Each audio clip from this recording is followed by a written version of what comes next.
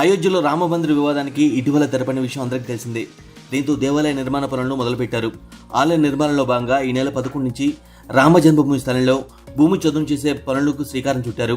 Covid కంగారెత్తిస్తున్న వేళ కూడా social distance maintain చేస్తూ పనులను పరుగులు పెట్టిస్తున్నారు. 3 జేసీబీలు 2 ట్రాక్టర్లతో భూమి చదును పనులు చేస్తున్నారు. ఇందులో భాగంగా జరిపిన తవ్వకాల్లో రాములు ఆనవాళ్లు బయటపడ్డాయి. పుష్పకలశం, 5 అడుగుల శివలింగం, విరిగిన దేవతా విగ్రహాలు, 7 నల్లరాతి స్తంభాలు, 6 ఎర్రరాతి స్తంభాలు దొరికాయి.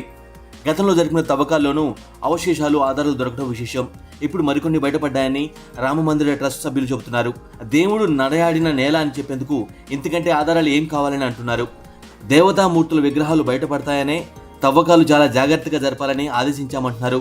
ఇది ముందు ఊహించిందేనని చెబుతున్నారు.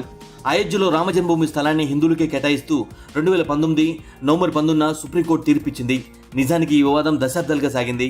అయోధ్యలో మరో చోట మసీదు నిర్మాణం కోసం సున్నీ సెంట్రల్ వక్ఫ్ బోర్డుకి 5 ఎకరాలు కేటాయించాలని సుప్రీం ఆదేశించింది. సుప్రీం తీర్పుతో ఆలయం పనులు మొదలయ్యాయి. ఆలయ నిర్మాణం మొత్తం 2 అంతస్తుల్లో చేపట్టున్నారు. మొదటి అంతస్తులోనే రాముని విగ్రహాన్ని ప్రతిష్ఠించనున్నారు. ఆలయ పైభాగాన శిఖరం ఉండనుంది. గుడి ఎత్తు 128 అడుగులు, వెడల్పు 140 అడుగులు ఉంటుంది. మొత్తం 270 అడుగులు పొడవుతో ఆలయాన్ని నిర్మిస్తున్నారు. 2 అంతస్తులో కలిపి మొత్తం 212 స్తంభాలు ఉంటాయి. ప్రతి అంతస్తులో 106 స్తంభాలు ఉంటాయి.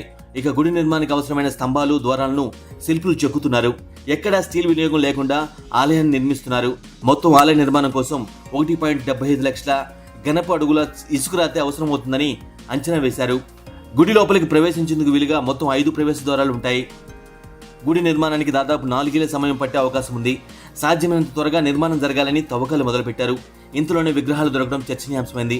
నేల మీద నడిచిన దేవుళ్ళందరిలోనూ గొప్పవాడు శ్రీరాముడేనని స్థానికులు భావిస్తున్నారు. ఎప్పుడెప్పుడు అయోధ్యలో రామమందిరం పూర్తవుతుందని ఆసక్తిగా ఎదురుచూస్తున్నారు.